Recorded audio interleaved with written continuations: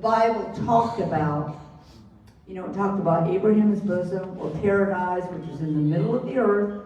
And I don't know why they would want to go to the Middle Earth because hell's there. No, they're looking for hell because that's a part of the Middle Earth. But you can't have access from here. It is a spirit realm place. It's not a physical realm. It is a spirit realm place. And when people would die before Christ died, they would go and be held in paradise. Because Jesus said to the thief, "Today I shall be with you in paradise." So when he told his spirit man, okay, leave, it's time to get out. So he made his spirit man leave. He descended into the earth and he went to paradise so he then could fulfill what he said, because the thief, when he died, he was there. He also got to preach the gospel to those, and they were held captive because God couldn't allow people to come into heaven, except, of course, Elijah and Enoch were there, but they were in their natural body. Until that time when Christ died, there was no way you could go and live in heaven unless God reached down and took you up there. So he made this beautiful place up in there. There's golden buildings. There's a river that runs through it. They had sumptuous feasts on all these tables.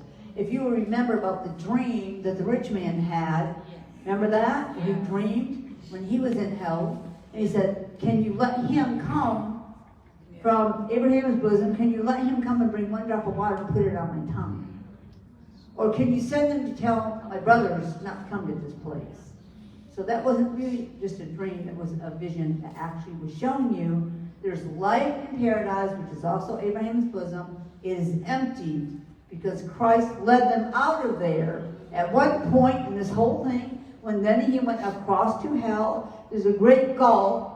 So the only way I could describe it is, I used to say, hell's down here, in my 12th grade mind, my great mind of wisdom, not much on earth, but here's the world, and inside there is the core.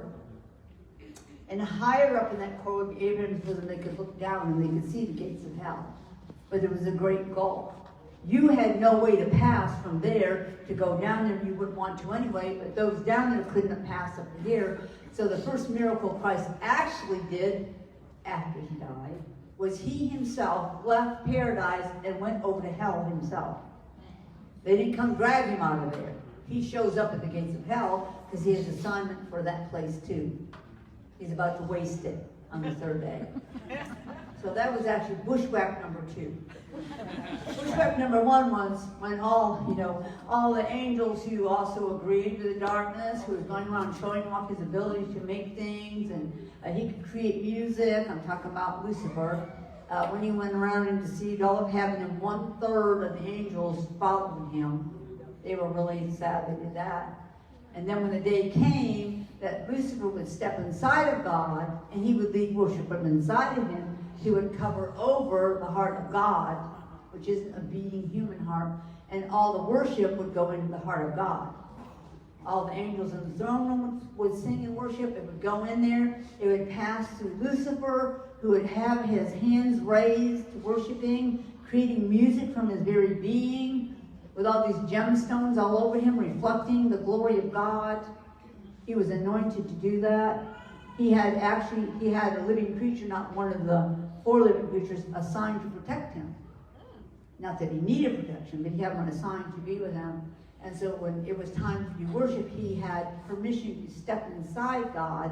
And it says in the book of Ezekiel that God forever closed the entrance for Lucifer to step in and walk on the stones of fire. Because the stones of fire are inside the Father. But if you look up, if you say, "Show me the stones of fire in the Bible," you'll see all these different versions of the Bible, and some will say that they're stones that Lucifer lost somewhere out in space. That's one of the things they say that is. Or some that he can't no longer find or didn't have permission or ownership for. No, they were never his. He walked inside of God and stood over his heart.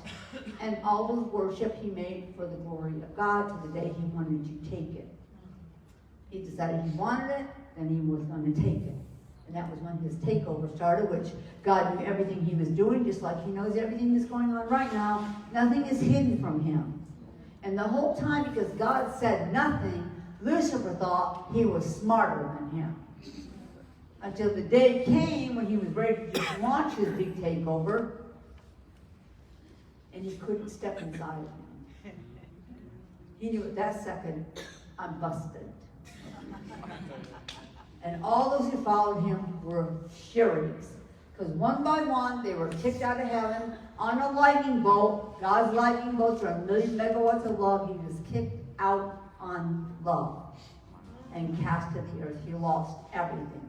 He lost his title, his position, the anointing he had to step inside God. That was shut off from him. He had no access to God. He lost every bit of it because he thought he was greater than him. So here's this is the first bushwhack. Number one, God did it. Number two, his son did the next one when he thought he was going to take over and rule this earth, because now he had the Son of God, and God hadn't showed up in 3 days to rescue him. So here he goes. He's planning a big show. And whether you know it or not, principalities and powers don't live in hell. They have thrones they rule from around the earth. And it said the principalities were present. It says that in the Bible.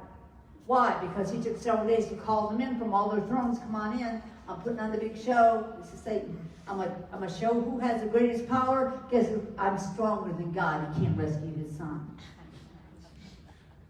And the Father had already shared all this with his son, but he still had to trust him, because for those 3 days he couldn't hear him. He had to trust him just like we have to. He had to trust him he was going to raise him up. He knew what the plan was. So here it is on the third day, and all these principalities are in hell, waiting for the big show. All the little demons were screaming and complaining because they were pushed way back in these corridors of hell, and they were all in the courtyard about to watch the big show. The big guys were. And Satan's got strutting around with all his beautiful gems. He's still wearing the gems the Father put on him when he made him. If you read that, you'll find out he put them on him to reflect glory. But not saying anything. And so he's about to move and just take a hold of him. He's going to shred in front of him, take everything off of Christ, and make a show of it openly. And then there's a lightning strike in hell. And everyone begins to tremble. They knew where that lightning came from.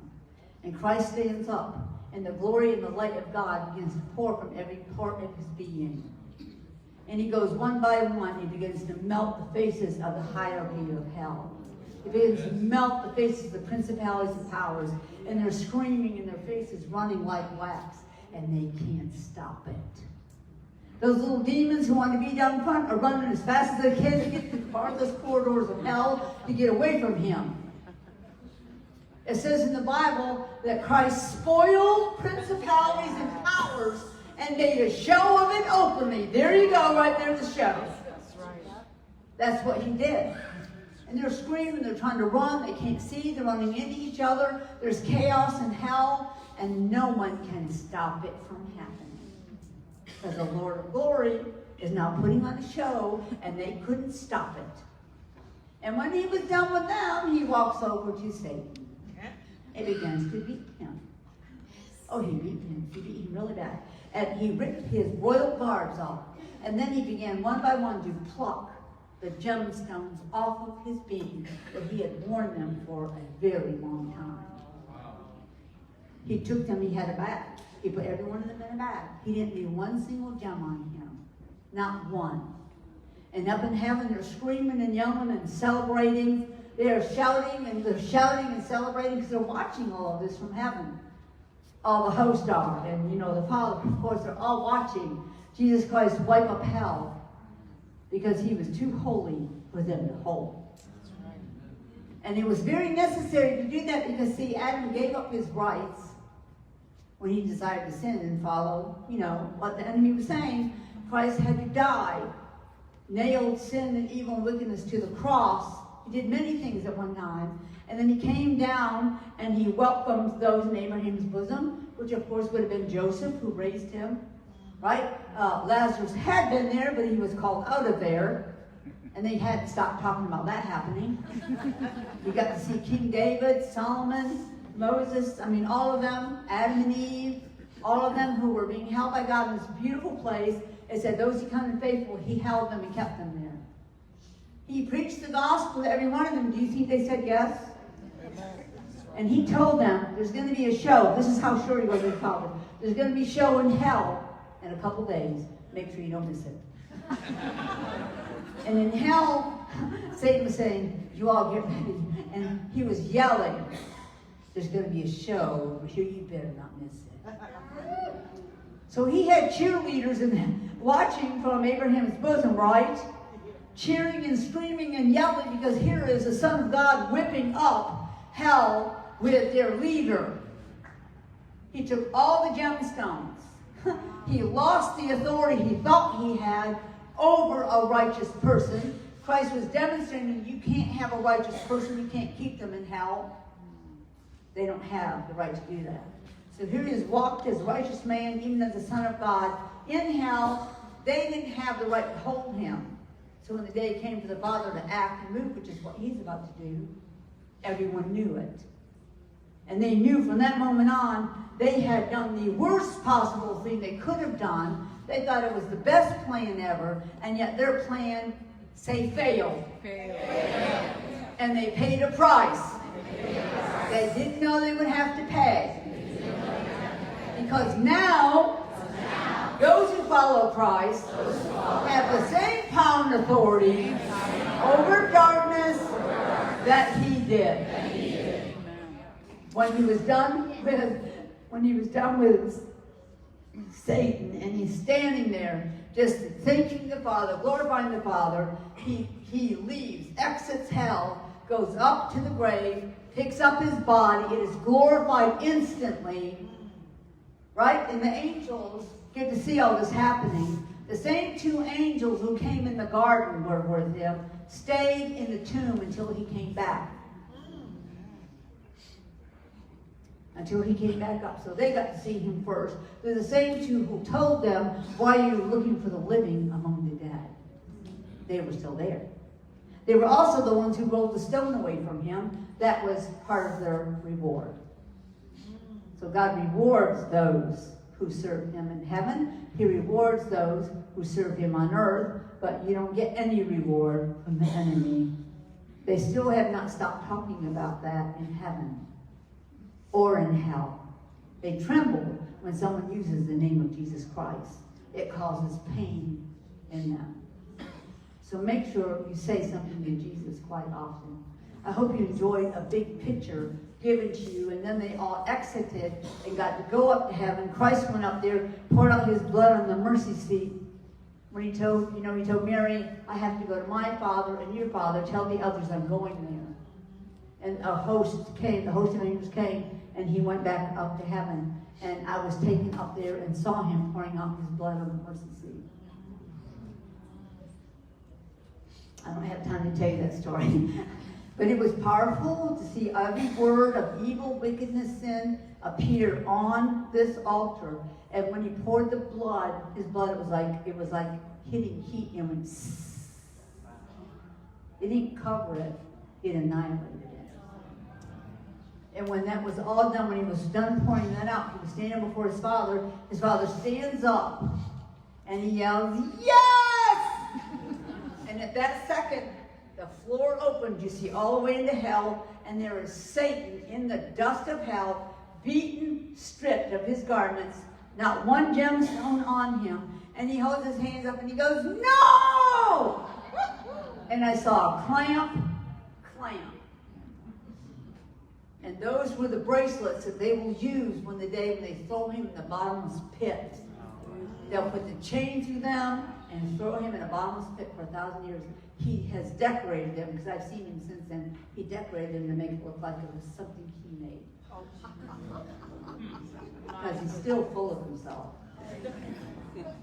So don't tell me that when God decides to do something, he is not going to do it. He will perform every promise he's given us. And every act he has said that will happen in his time, it is going to happen. Until the Father says it's over, nobody gets to say it's over.